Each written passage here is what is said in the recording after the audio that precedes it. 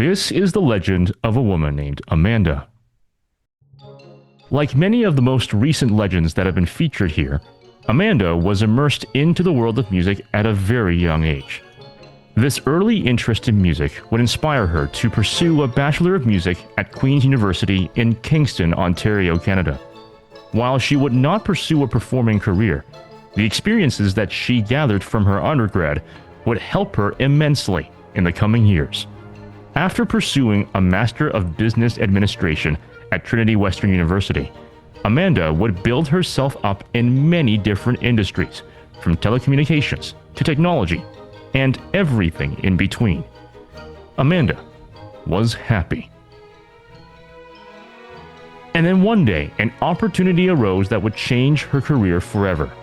One that allowed her to hone in on her skill set. In 2017, Amanda joined Honens as the Director of Marketing and Communications. For the next 6 years, she would build the presence of Honens in Canada and around the world. Within this time, Amanda would contribute to the rise of Illia Ovcharenko and Nicolas Namoradze after their respective victories in 2018 and 2022, especially during crucial years during the pandemic.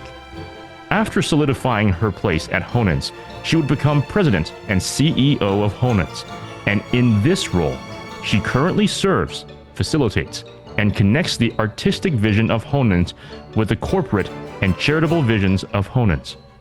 Throughout her time at Honens, Amanda has formed innovative educational programs, such as the Keys for Newcomers, and has greatly contributed to music education and appreciation in Alberta, in Canada, and the rest of the world.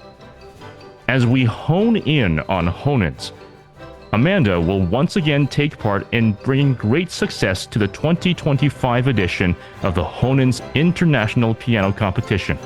And to understand how she will do this, it is time for us to tell her story, her adventures, her legend.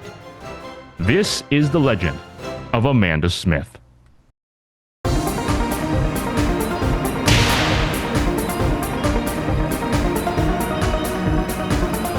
Amanda, thank you so much for coming on to the show.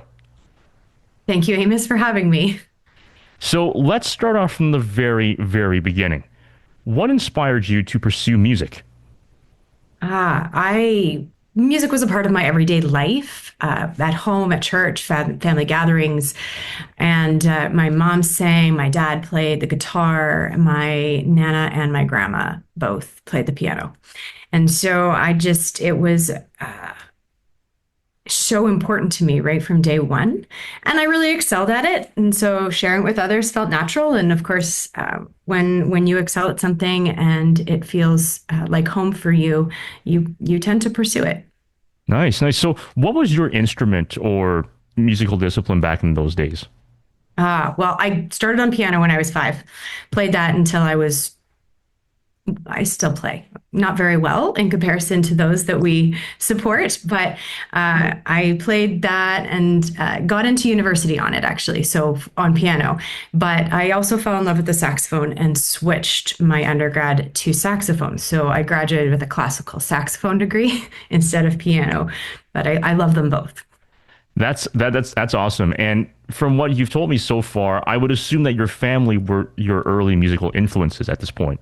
Oh, 100%. Like I said, my grandma and my Nana played and my at church. And so when my Nana decided to stop playing, I took over. So at 12, I was the church pianist.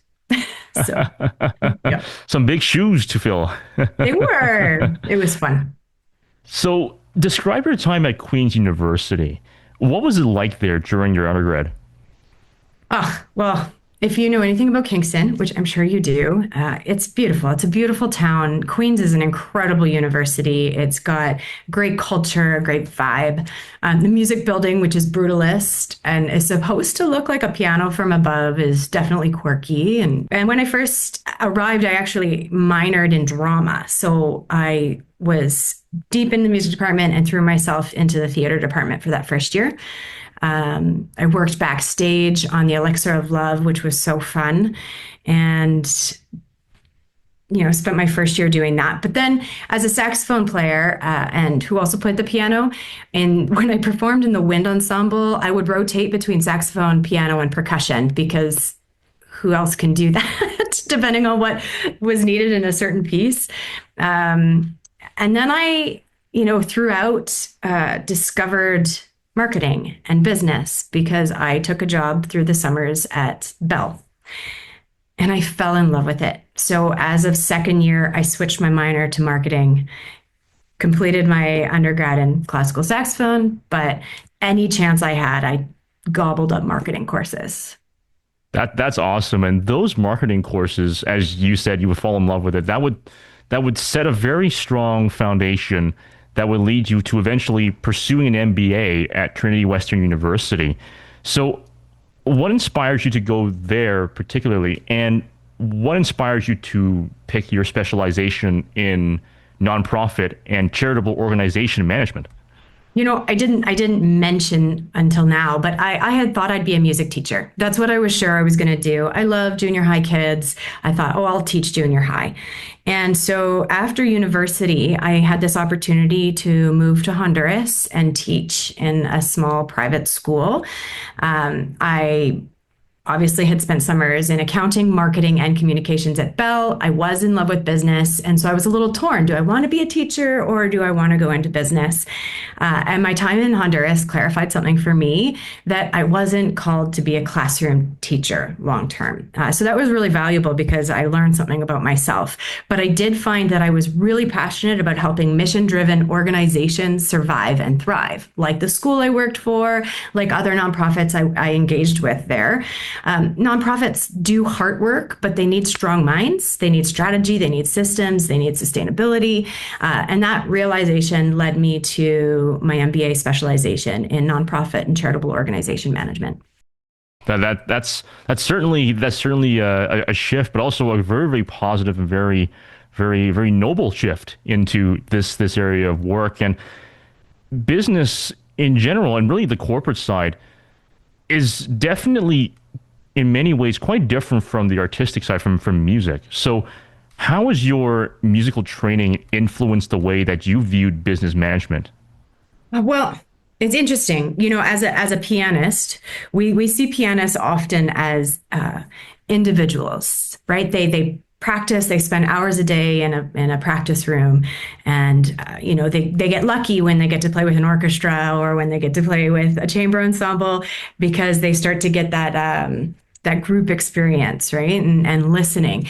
But as a saxophone player, of course, I was not a solo instrumentalist. So I spent so much time with my wind ensemble. And during that time, you learn to listen, you learn to think about the piece as a whole and the parts of it, right? That include the person sitting next to you, the conductor, the percussion in the back, right? And how do they all come together and work together? And that honestly transfers really well into leadership.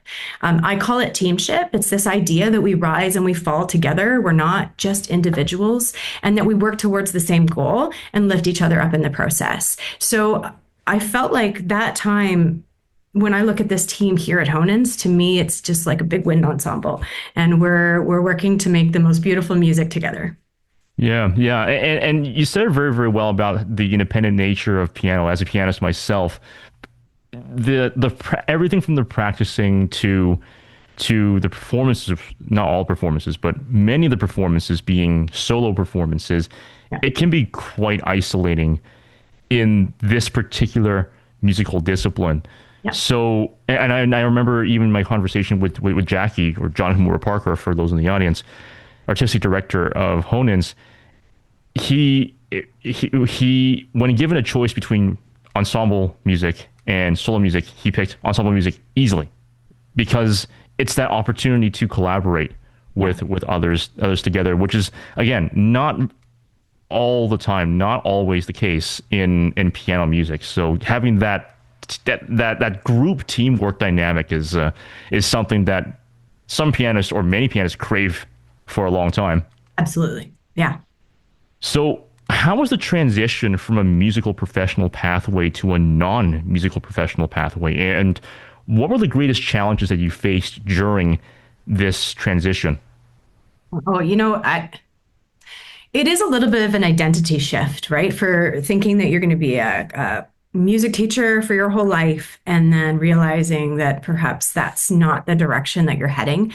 Um, and you have to consider and figure out how to honor your love for music while moving towards something that aligns with my new passions as they were evolving. And so I think those experiences, I think it was just important that I found space for music as I pursued other passions. And through my whole education, I had been identified as a leader, sent to leadership camps, tapped for special projects, and been given special opportunities to step up. And that always stuck with me. I wondered, what does it really mean to lead people? And over time, I had a real desire to lead an organization, but I also realized you don't have to be the boss to be a leader, but leadership's about influence and example and service, giving back, qualities that can be lived out in any role. And so I desired to do that in every role that I've had, from my graduation with my classical music degree to this role at Honens. But that helped me through the transition. Instead of clinging to one identity, I could embrace, I don't know, a broader purpose, lead with impact, whether in music, education, or corporate organizational work. And I think we have headed into that direction even now, overall. Yeah. Because it used to be the case for, I would want to say, about 100 years, where people were expected to specialize in just one thing, and that's it. Nowadays, especially in the last 15 to 20 years, we've kind of gone back to the Renaissance age now, where people are now doing different things, or people are tending towards doing different things. And for others as well, there's also a shift, even for composers too. I mean, I had Aaron Sang on my podcast. He's a composer and also a professor of music at the University of Toronto. His main job is being a composer, but before then, he actually played in a rock band for a long time, and actually went to Hong Kong to perform in a number of things, and release some music videos for that time as well. And there's just all these different kinds of eclectic interests. I mean, even just looking at my podcast so far, from even the earlier episodes, you see this diverse array of interests that I think is what gives people sort of that richness in life, honestly. Yeah. Oh, I think there's also this piece of, well, with musicians in particular, that it's really hard to make a living as a solo musician, right? And so you need to have other skills, other passions, other focuses to help balance you out and help make your living. And so the more that we can expose ourselves, I suppose, to various ideas and opportunities, then, like you say, the richer we become, perhaps both in our pockets and in our hearts. Yeah, absolutely. Totally. And with all of these different experiences that you've had before Honens, how have each of these professional chapters prepared you for Honens? Interesting. That's complicated, I guess. But, as a performer myself and a teacher, I'm empathy for students, for artists, for program design, understanding the importance of those elements. And certainly performance creates discipline, right? Learning an instrument is one of the most disciplined things you can do. Then, of course, at Bell and working in accounting, marketing, events, communications, I worked in all of them. I learned about brand building and operations and stakeholder communications. My time in Honduras spurred me into this mission-focused sustainability lens for nonprofits, and then ultimately ending with my MBA, where I was able to learn about governance and strategy and the financial frameworks. It all set me up for this job, where excellence in music, community impact, and organizational sustainability, they all come together here. Yeah, all these things coming together into one package here. And as we hone in on Honens, what inspires you to hone in on Honens? This might be an anticlimactic answer, so I apologize for that if that's the case. But I went on mat leave from a previous role in a for-profit sales world, and I knew it was time for me to move on. I needed to find something for my future. I wasn't happy in that industry, I guess. And there was just a posting on a public hiring website for this job at Honens. I didn't know of Honens at the time, which I'm embarrassed to say, but it couldn't have been a better fit. I saw the listing and I thought, wow, this is all of my passions, all my strengths put into one. This is incredible. And I wasn't afraid to argue the alignment of me personally with this job with all those around the hiring table. I was pretty convincing. But that's fascinating though, and really, really happy to know that it certainly worked out in so many different ways. And for the past 8 or so years, you had many different capacities at Honens. Director of Marketing and Communications is just one of them. Yep. You also advised the former president of Honens at the time, and then now you're the current president and CEO of Honens yourself. What were the most important lessons that you've learned from each role at Honens? Well, there was another little piece in there where I was interim CEO as well. So there's been an up and down in my journey here. But I would say I need to start answering this question by acknowledging Neil Edwards, who was the CEO who hired me. He worked so hard to ensure the financial sustainability of Honens and did an incredible job. And he really saw potential in me. So I was really fortunate for that. And right away, I told him that someday I wanted his job. And instead of being intimidated by that, he leaned into it and started training me, which was really, really important in getting me here today. And so that's a message for any leader out there, is see the best in the team around you and help bring them up. I'm really appreciative of that. Yeah. And then, of course, with my background in sales and marketing, I came in with a strong sense of how fundraising and sales and communications and marketing are two sides of the same coin, right? They're tied together so closely. And with my background, it allowed me to work really well with the teams here. And over time, Neil invited me into conversations that related not to my job, totally outside of my purview. And at one time during COVID, we were contingency planning, and he said, Amanda will be my second in case anything happens to him. I may not always agree with her decisions, but I know she'll make them, own them, and put the organization first. So I thought, okay, that's good. Thanks, Neil.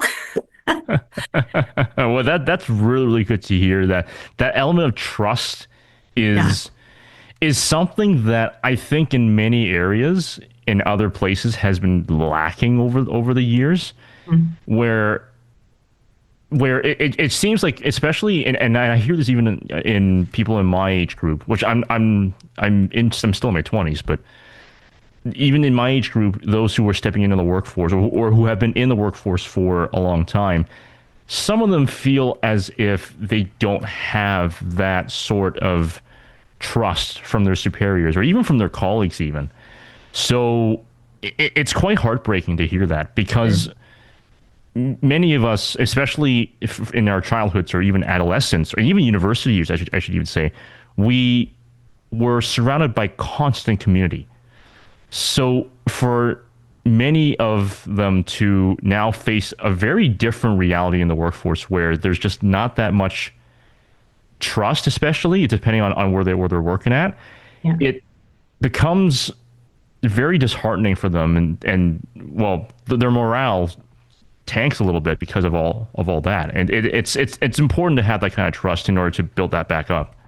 It is. I mean, I believe firmly as a leader to surround yourself with people better than you, not be intimidated by that, and to encourage them and lift them up. And this is that idea of teamship that I've already mentioned. But I was really fortunate to have a leader in Honens that saw that in me and trusted me, like you said. So. Yeah, totally. Absolutely. And now being the president and CEO of Honens, what's a day in that life?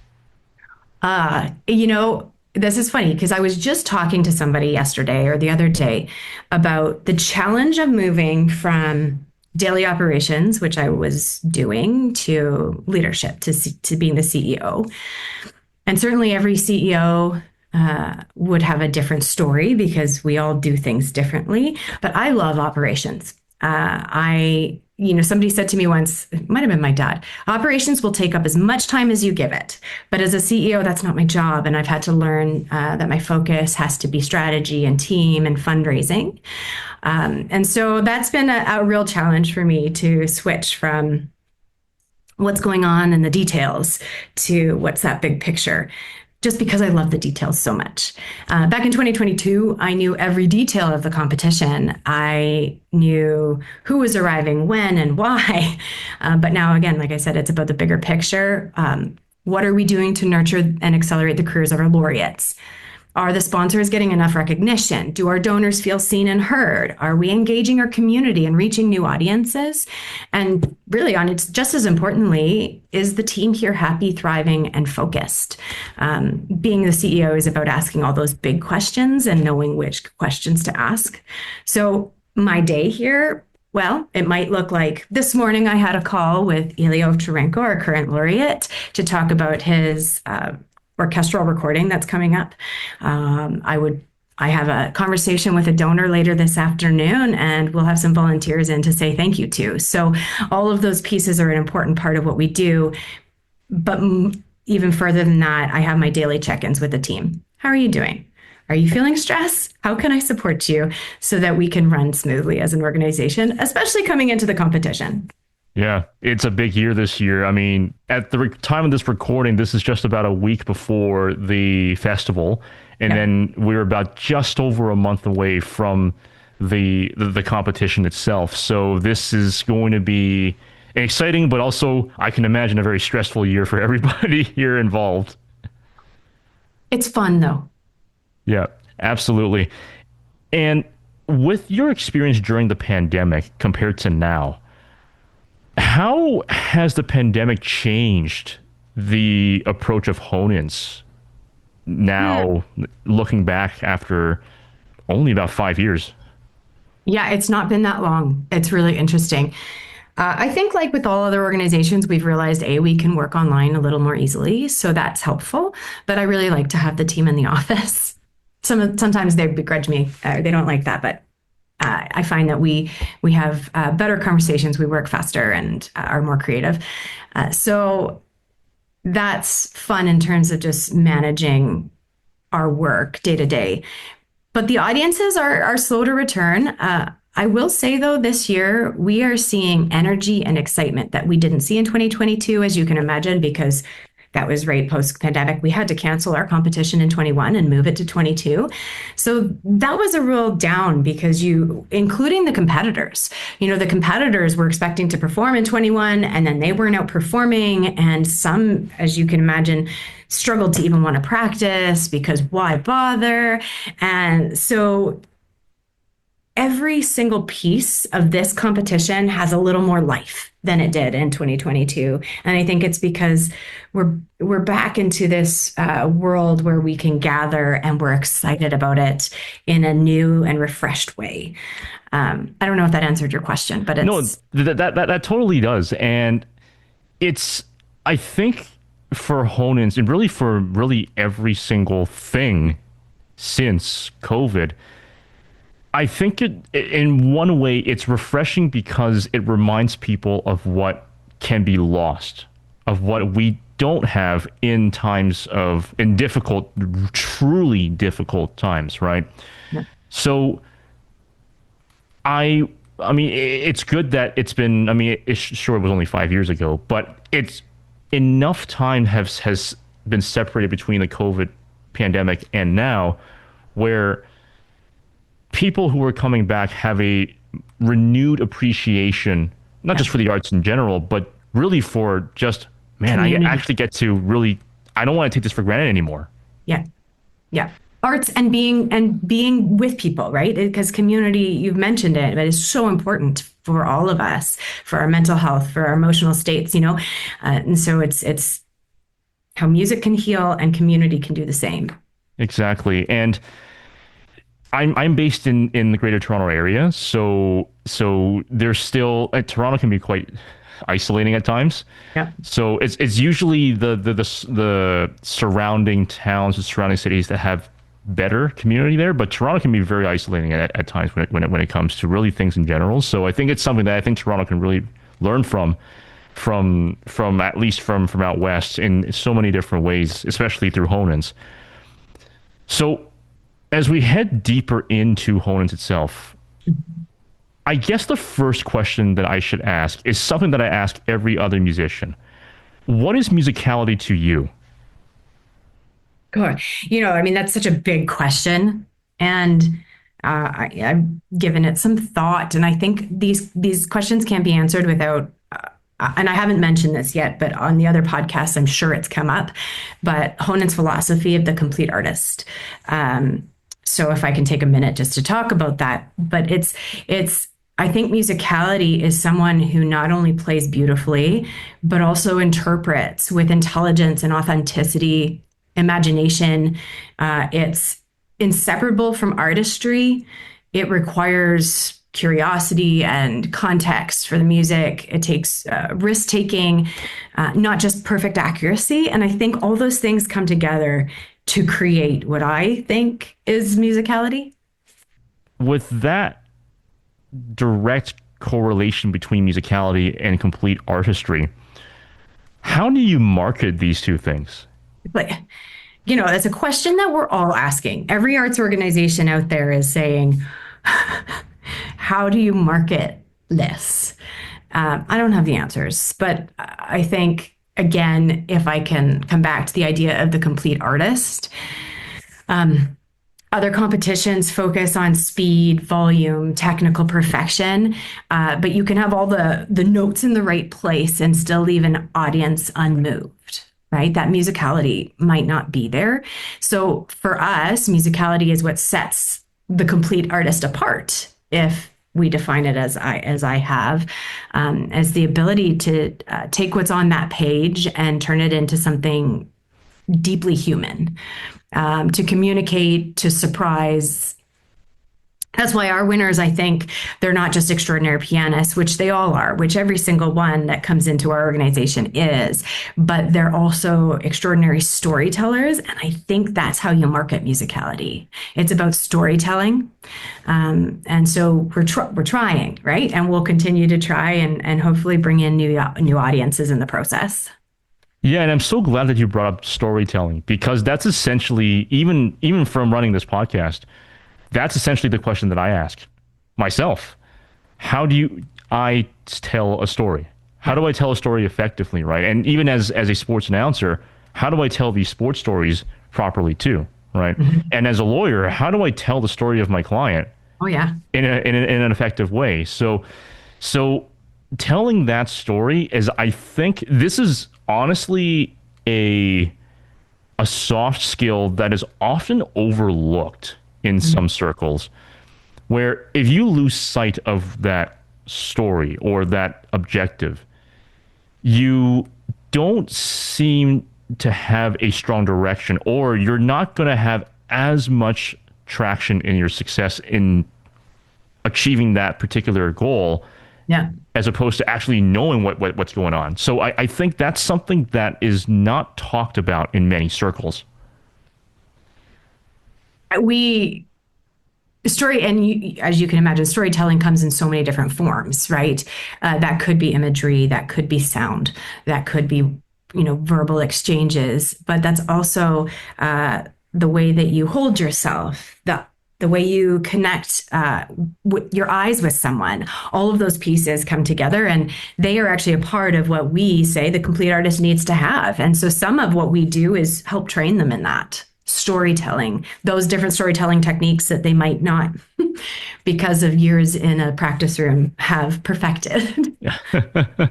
Yeah, and I think the old saying goes, I probably got some version of it, not the exact version, but one's eyes tell 1,000 words, right? So, and we even see it in acting, where some of the best actors, it's all in the eyes. It's all in the eyes. And just a slight nuanced movement of the eye, or a slight twitch, a slight squint, a slight maybe widening of the eye or a dilation of the pupil can tell so much of that person's performance of really any role. So I think, I mean, even in music, I mean, we're not looking at a person's eyes, we're looking at their hands. So even the movement of the hands themselves, the fingers themselves, can really tell so much about their approach to it. I mean, I was talking with Janina Filkovska a number of months ago, one of your judges at the Honens competition this year, and she was even telling me about the differences between the Courteau technique and the Gorodnitsky technique that she learned from, well, Sasha Gorodnitsky. And looking back at her performances from the past, I'm like, yeah, I think I can see Courteau or Gorodnitsky whenever she's playing a certain piece. So those nuances of storytelling, I think, can be even seen on a physical level there. Oh yeah, I want to come back to there's something you said that we look at their hands. One of my favorite places to sit is actually in front where I can look at their face because that's a story. Watching them get lost, these competitors get lost in their music, the way that their eyes change, their mouth, their when they're feeling something, and it is something that I think people don't spend enough time doing. So listen to the same recording or on a live stream, right? You can watch it twice. Once, watch the keys. That's always really fun. Once, watch their face because that will take you to a different place in the music.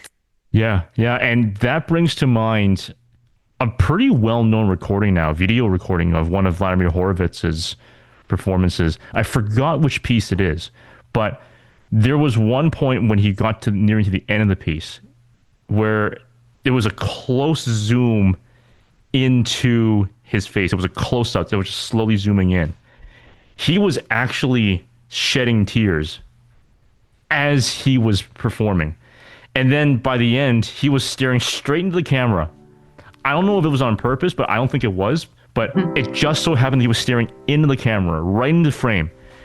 And everybody felt it in the audience there. Everybody felt it. And everybody was, even nowadays, was commenting, my goodness, like Horowitz was crying in his own performance to that extent. But I think it's that, like, we see that.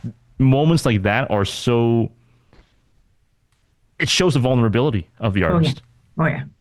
Yeah. And I remember Ryan Wang, who was the winner of the Canadian Chopin competition just this year, and who will be representing Canada at the International Chopin competition, also in October. He mentioned this exact point. He said, I think when a pianist is at their most vulnerable is when they're at their best. That's when people really resonated with their performance. I even told Ryan this. I said, when I heard the second movement of his performance of Chopin's first piano concerto, I was shedding tears. And I was the MC of that competition, so I'm like, I got to start wiping my tears away because I had to go back on stage to MC the rest of the competition. So, but that's beautiful. Yeah, it really. That's storytelling, right? That's connection. That's what we do this for. Yeah, those moments. Exactly. And with your role at Honens, your job is essentially to support and magnify this particular type of storytelling. How do you support Jackie's artistic vision in Honens at a broad level? It's interesting because there are so many organizations that have an ED-AD combined, right? And so that ED-AD, there's real strengths in that design. And then Honens is different, say, from cliburn. Jacques Marquis, he does both sides. And here we have Jackie and we have myself. And Jackie brings so much history and experience from the competition world in particular. We're so fortunate to be able to draw on that. And of course, I could never bring that to the table. I've never competed in a major piano competition. So my role at Honens is to make sure his vision can be realized. Everything that he believes a young artist might need, or everything he sees as essential in choosing someone who embodies the complete artist philosophy.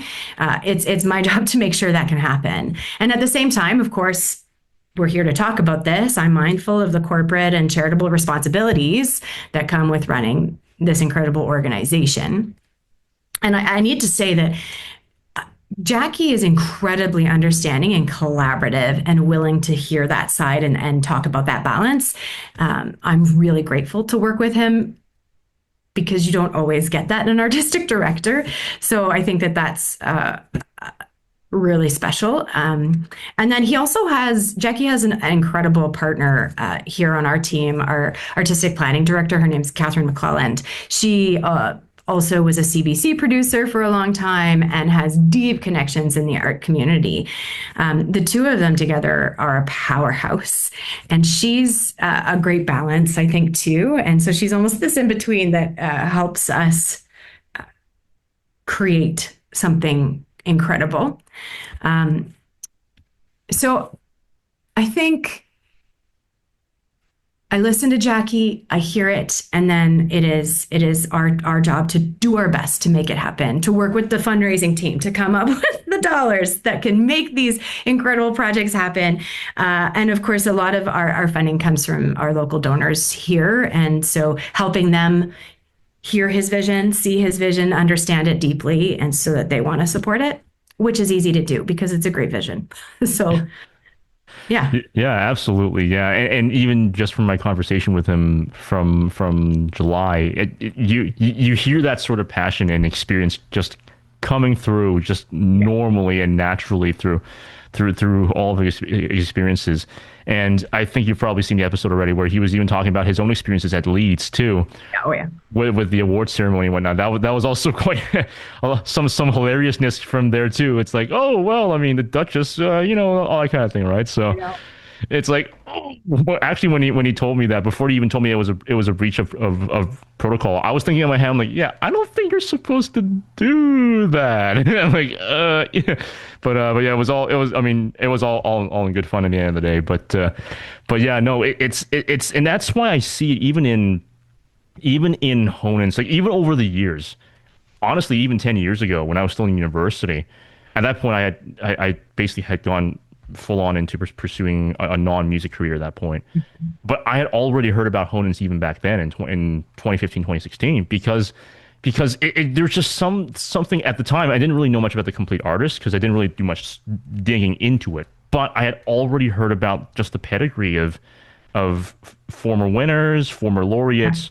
I mean, Krzysztof Jabłoński was a laureate of the first edition of Honens. I actually met him at the Canadian Chopin competition as he was judging. He was the chair of the jury there, and he's also judging the International Chopin competition as well. But just even hearing this pedigree of pianists over the years, I'm thinking, wow. And I searched it up. Oh, this is in Canada, because normally I'd be expecting this to be in Europe. Yeah. Because that's where not all, but most of the biggest international piano competitions and really international classical music competitions are. Yeah. And then when I heard, oh, it's actually here in Canada, I'm like, oh my goodness, I got to pay attention to this. So yeah, and then you're like, oh, it's in the West. What? Exactly. And Nina was even telling me this. It's like, out of all the places it's in Alberta, it's like it was not Quebec, it was not Toronto, it was not Vancouver, it was in Alberta, right? So it's really fascinating. It's really great to see just the kind of evolution and the growth of Honens into really punching above its weight to now punching at the weight of every other. I call them Grand Slams of music competitions. So I call this Canada's Grand Slam. So I love that. I love that language. I mean, we're really leaning into, especially in today's world, you can imagine. We are Canada's piano competition, and we're really proud of that. And in today's world, we want the world to know that because, we've got nothing to hide here. And, we want to invite everybody in. And I think Calgary in particular was important in making Honens a success because the community here is so open and welcoming. You've kind of mentioned it a little bit earlier. And they just came beside this dream, this vision, and said, wow, are we really going to do this? Yeah, we are. Okay, let's do this. And we haven't lost that over the years. I mean, our host homes are such an important and valuable part of what we do and show the true Calgary spirit, or maybe it's Canada, the Canadian open arms. We just invite people in and they become our family and they become our family forever. You know, our 1992 laureates, Jean-Efrain Bavouzet, like these people are still part of Honens. Yeah, yeah, absolutely. Yeah, I see it. Like I said, I see it and I feel it as well with the way how things are over at Honens. And the way how I describe Honens as the Canadian Grand Slam, it's like an alternate universe where you know how there's the Canadian Open in tennis, which is basically, well, Rogers Cup and then National Bank Cup, and then in tennis it was now it's known as Canadian Open. It used to be, well, the Canadian Open. This is going to be on a tangent, so for those of you who are not interested in tennis, I apologize in advance. But the Canadian Open, if I'm not mistaken, it was actually, I think, almost as old as the U.S. Open or Wimbledon itself. Wow. So, but the thing is, surprisingly, it never became a Grand Slam. So, the reason why I say this is because Honens is almost like the alternate universe where the Canadian Open is a Grand Slam, right? So it's like, but in the music world, of course. So that little tangent, I apologize to those of you who are not interested in tennis or that sort of thing. So, but yeah, just a little kind of. I might have to adopt that language. I love it. Just remember to reference me. Okay, we will. So we're in competition year. Yep. How does this year differ from a non-competition year? Well, I mean, this year, of course, we had quarterfinals and we have semifinals and the finals. And so it's an intense and exciting cycle. We obviously work in 3-year cycles, but in the off years, we focus on 3 things. One is nurturing and accelerating the careers of our winners. At Honens, we don't just write a check and say goodbye, right? They become part of the family. We tour them through leading concert halls around the world, give them recordings, various training opportunities, again, which I've mentioned. So that takes up a lot of our time, and it's wonderful, but we do that in the off years. And we don't stop in the competition year. I mean, like I said, we were on a call with Illia this morning to talk about his recording. So that carries through and is really so much the core of the work that we do here. But also we run a festival, which you've mentioned, which is coming up next weekend, where we bring incredible artists to Calgary, including many of our laureates. We showcase collaborations, create opportunities for the community to engage with music in fresh and unexpected ways, typically outside of the concert hall. And especially in a competition year, because we're going to have a lot of concerts and concert halls here in the short term and in the near term, I guess. And then number 3, we prepare for the next competition. So it takes more than a year to prepare, promote, plan, book jury artists before we even launch applications, right? And applications will launch. So our next competition is 2028. Applications will launch in 2027. That means, in 2026, we are prepping contracts. We're working through all of those things. In 2028, we're thinking about making some tweaks. So that means the day after this competition, we're going to have to give thought to what those look like and the meaning behind them. And so it seems like, and a lot of people say, oh my goodness, you run a competition once every 3 years. What do you do in between? I can tell you, it doesn't slow down, but it looks different. Yeah, Honens is always year round, and every single year there's always something happening from what I've seen at this point. So that's really great to hear, because another part of Honens, aside from the competition, is also the educational aspect of Honens. Yeah. What are the largest gaps in Canadian music education that you've seen on various levels? Well, I think that music education has been seen in Canada as something that you get if you happen to be in the right school or live in the right neighborhood, or can afford private lessons. That's created inequity across this country. I think often about Europe and how they view music education as a part of their daily lives. Like it's not a negotiable. It's who they are. And we don't have that here in the same way. So I think culturally we need to see music as part of every child's development, not as an optional luxury. And, I think we'll talk about Keys for Newcomers later, but of course that's one of the ways that we're addressing this issue. And on a societal level, might have a disconnect with how we value music. We celebrate the arts when we see extraordinary performances like the Honens competitors, but we don't always invest in the structures that make those moments possible. The concert halls that they need to be played in, or early education, affordable instruments, inclusive spaces where kids of all backgrounds can explore music.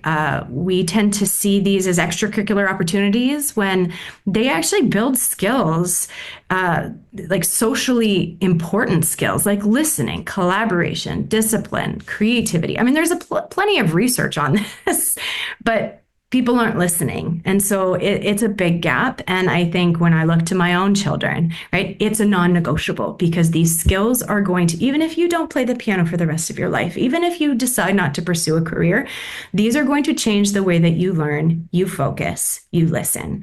And so getting our governments to listen and hear that is important, and helping our communities understand that this is a non-negotiable, just like that like we see in some European countries. Exactly. And as someone who's of ethnic Chinese descent myself, it's also non-negotiable for people in my culture as well. Yeah. And for many East Asians as well. The best example of how devoted one can be towards the study of music, I think, can be explained through Dang Tai Son, who's a Vietnamese, also Canadian pianist. But in his experience, he won the international Chopin competition eventually. But before then, when the Vietnam War happened, his family, luckily he had family who were a part of what is now, I think, the Vietnam National Academy of Music. But at the time, during war, they had to flee literal bombing runs. Yep. So what did they do? They carried a rat-infested, broken piano on water buffaloes, and he still practiced on that. And just recently, I had just seen an interview with him and the Frederick Chopin Institute, where they were talking about his experiences, and he was saying even just hearing his mom play Chopin in the night, out in nature, in the middle of war, was still something that really stuck with him all the way until today. Yeah. So he never stopped practicing. He never stopped practicing, even if he had to literally go through rats in order to do that. So he ended up winning the international Chopin competition. So, of course, it's not that, you practice piano and in that situation you'll win a competition. That's not what I'm trying to say. But what I'm trying to say is that kind of devotion is something, this is our hockey. This is our hockey. So in Canada, yes, it is. For those who aren't Canadian, hockey is Canada's pastime, right? Mm-hmm.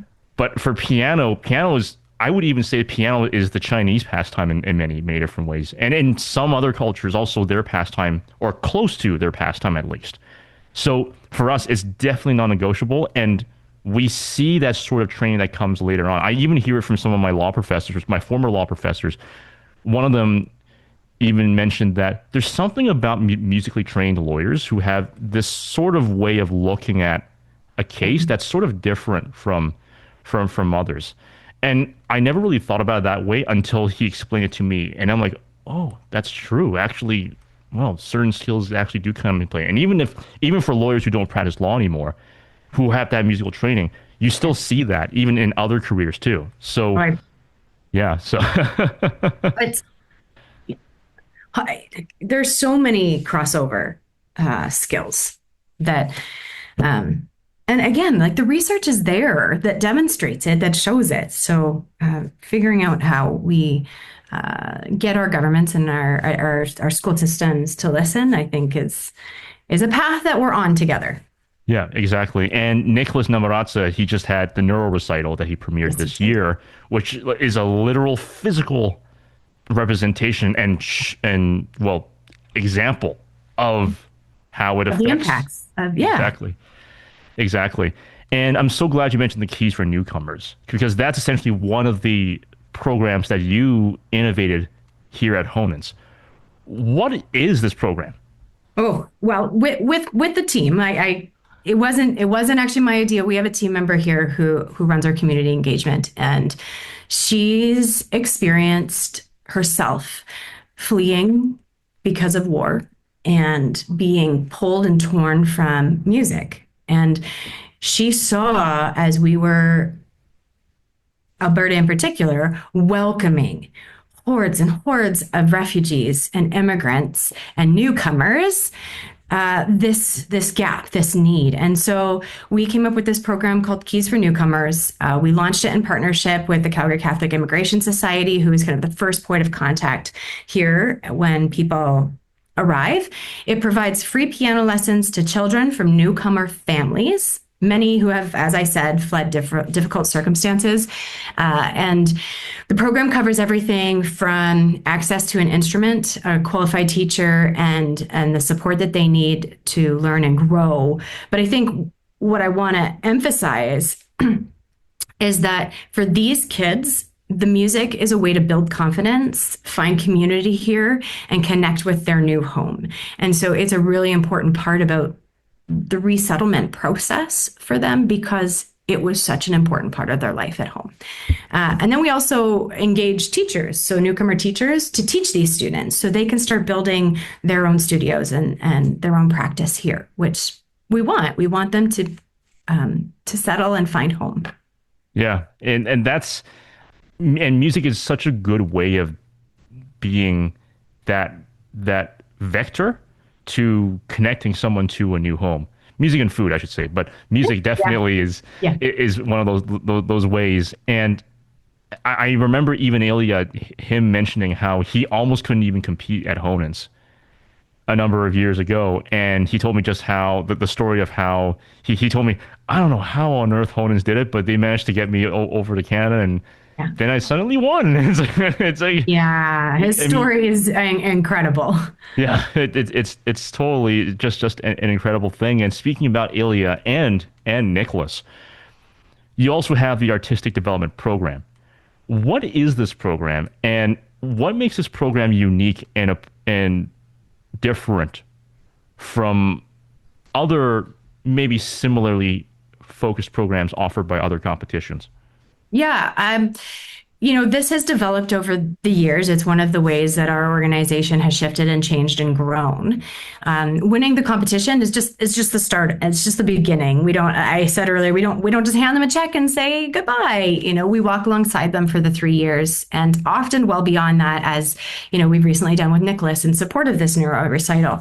But during those 3 years of this program, we provide hands-on support, which is international concert engagements, professional management opportunities and introductions, mentorship, recording opportunities, media training, mental health resources, guidance in any area of their career. And we're building it out even more this year, but it's not a one-size-fits-all package, right? We want to tailor it to the unique goals and needs of each particular artist.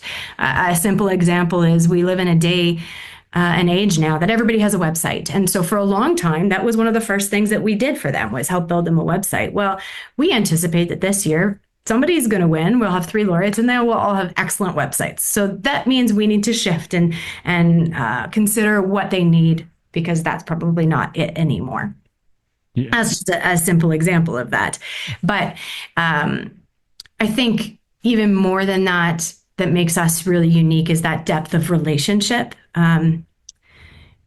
So many competitions pass the crown, step back, but we stay close. We keep them within arm's reach. They know that we're a partner they can call, whether it's about navigating a contract or planning a tour, or simply having somebody that they can trust listen and walk through the ups and downs of this stage of a career. That's that ongoing relationship that we offer, not just being there at the high point of winning, but the long journey after. And I'm really proud of our organization and the way that we embody that and live it out, truly. Yeah, truly. And I think the best examples to look at, especially recently, are Illia and Nicolas. From what you're able to speak on, what were the similarities and differences between helping and managing their early careers after Honens, respectively, well, for Illia in 2022 and for Nicolas in 2018. What has been that journey like for the both of them? Oh, they are so different from each other. I mean, that's what's so cool about this, right? Is you don't know who you're going to get, and that's really fun. Nicholas was mature beyond years and remains so, and had a really deep understanding of where he wanted to go with his life, right? A direction. So when he came on, there was a lot less kind of brainstorming discussions and more let's understand your career goals and see how we can help you achieve those. Illia was the youngest winner we've ever had. So and again, also well beyond his years, but at a different stage in his career and his understanding about the future. And he also had such a different story. Right. I mean, he was working through and processing so much because of the war. So their needs were completely different. We did build websites for both of them, but, but even just introductions and living in different parts of the world, that's a huge difference. Well, Nicholas did spend a lot of time in Germany, partway through, he moved to New York and engaged deeply there. Well, he was studying at Juilliard when he won or had just left, and then he studied in London. And Ilya, of course, can't go back to Ukraine, so that's a real challenge. And studies now in Germany. Well, I think he's just wrapping that up, but they're so different, and they also have different desires for their careers, right? So Nicholas teaches, and in the pandemic was bored, so thought he'd do a neuroscience degree. Why not? That sounds like a good thing to do. Ilya, on the other hand, practiced and leaned into that and learning about the Ukrainian composers and seeking more information there. So I think these two in particular are just so incredibly different and have different desires for their lives. And we're so excited about both of them and where they're going in their careers. Ilya's got some incredible concerts coming up. Wigmore Hall is just around the corner. And the same as, with Nico just performing his neuro recital at Verbier. And I mean, we couldn't be more over the moon with where these two men have gotten, and I think we've probably only been a small part of their journey, and I'm glad that we can hang our Honens hat on them. And we look towards who the next one is going to be and how we can tailor ourselves and what we offer to their needs. Yeah, and even for me, having at the time of this recording, I will be releasing rather Ilya's episode literally tomorrow. Yeah. And then after that, I'll be releasing Nicholas's episode maybe about a few weeks afterwards. But even just for me talking with them was also quite different as well. I can hear it. I can hear. So Ilya's younger than me by a number of years too, right? But just hearing them, just like he reminds me a lot of when I was in undergrad and just before going to law school, and then law school kind of just changed you in the face, just become a lot more jaded afterwards at that point. But yeah, no, Ilya just had this sort of energy about him when he was talking, and even just talking about it, like even though as we all know, 2022 was an extremely difficult year for him in particular, but it was also the most cathartic year for him. So for him, it's he kept telling me, I always feel like, that feeling where you're dreaming about going to the New York Philharmonic and performing and then you just wake up. That was me at the Honens stage winning. I was like, please don't wake up. Please don't wake up. Please don't wake up. I said, no, I'm not waking up. This is real. So, right. And then Nicholas, I enjoy my conversation with him also as well, because he also comes from a much more academic side of things, right? And I even told him that I'd love to have you back on the show to talk more about your research, because I think even just the neuro recital, which started out not as a joke, but it's kind of like almost like a side project, is now turning into something that I'm thinking, this is actually really huge for not just for science, but for music and for everything else in general. Yeah. So I would love to have you back on to talk more about developments in your research in more detail on this point, because I think more people need to hear about this overall. And yeah, I mean, he's just scratching the surface. We're just starting, right? The way he talks about it. You have a podcast with him. Somebody else, tune in to that podcast.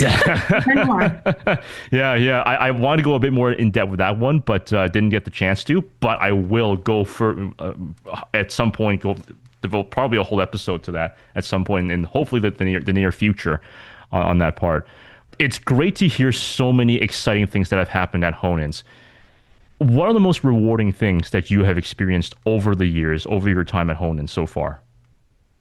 Oh, I think that there's a couple things that are like incredibly rewarding. One is what we've just talked about here. Seeing the impact that we have on both our artists and our audiences.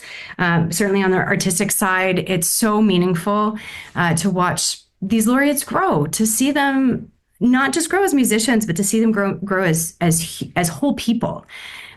Seeing someone arrive as a brilliant pianist, which, like I said, they all do, and then walk through our artistic development program, blossom into a confident, complete artist that can sustain a career and handle some of those ups and downs. I mean, that's fulfilling. I love that. It's worth getting out of bed for every day. But then that's just, again, like one of the pieces of what we do here. And then on the community side, moments of connection with our audiences, watching a child at a Keys for Newcomers recital, because we put on annual recitals for them, sit a little taller maybe after they just played in front of an audience, or seeing a family at one of our adaptive concerts, which we haven't talked about, which are for neurodiverse and disability communities, in spaces that are really welcoming to those communities, gather to listen to a classical music concert by award-winning artists for the first time ever, because a concert hall just isn't a space where they can do that.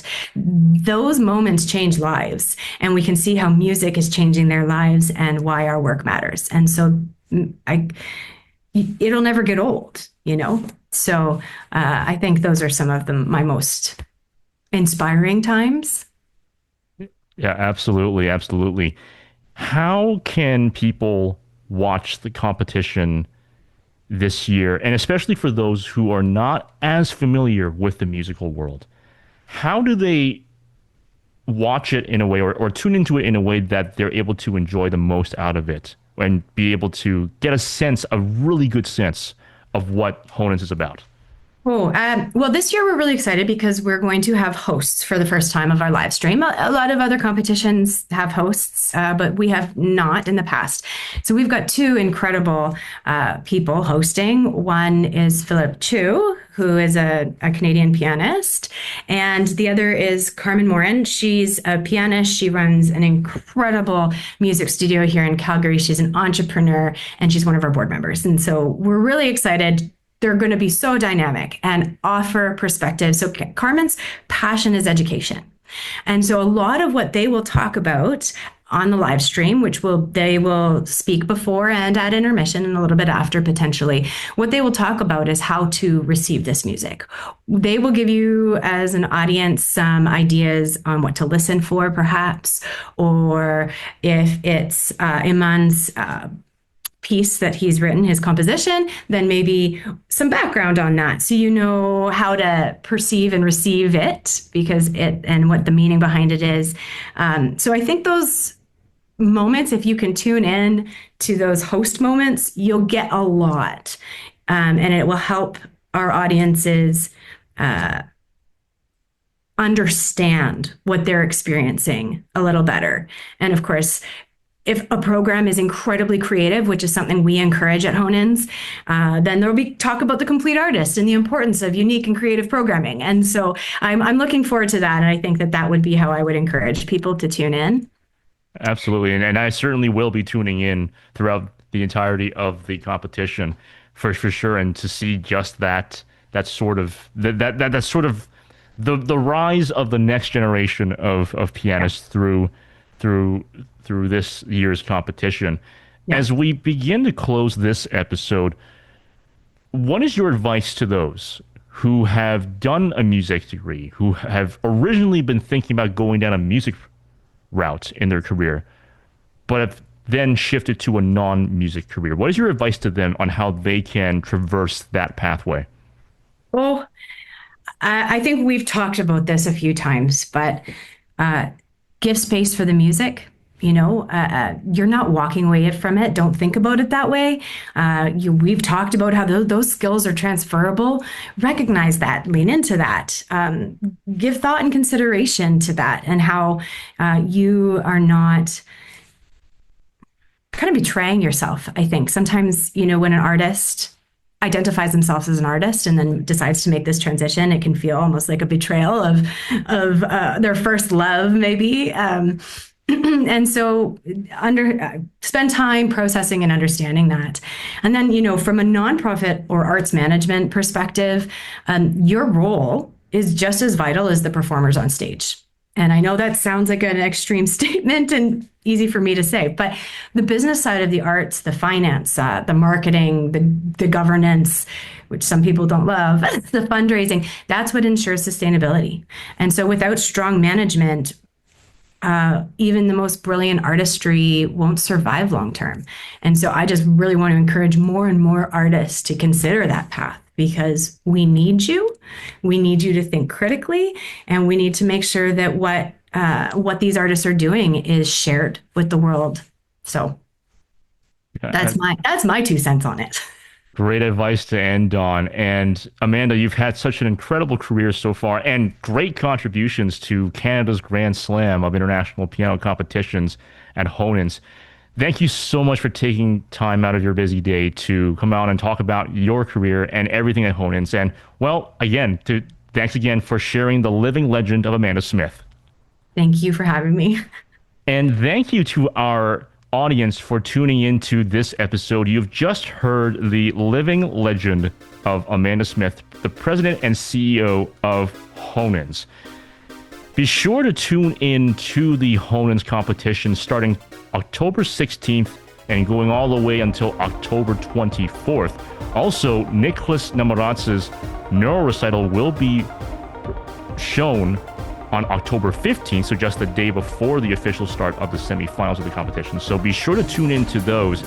Go to honens.com for all the details and go to their competition tab to look at all the details of the different performers and programs that will be there. Of course, if you're in Calgary, be sure to come out in person to support and buy tickets to these places as well. You can also follow Honens on all of their respective social media, especially on YouTube, on their YouTube channel, at Honens_official. I'll be leaving links to all this in the description of this episode. So make sure that you don't miss your opportunity. Be sure to hone in on Honens on your own time as well. And be sure to follow us also on our social media. Be sure to sforzando the like button, subscribe to the YouTube channel, and click on the bell notification icon so you'll always be notified whenever we upload our next legendary episode. And we also have our website, thisislegendof.com, along with all of our other platforms as well. Follow us on Spotify, Apple Podcasts, Amazon Music, iHeartRadio, or wherever you get your podcast. Signing off for now, this is Amos Vang. Stay safe, stay healthy, and stay legendary.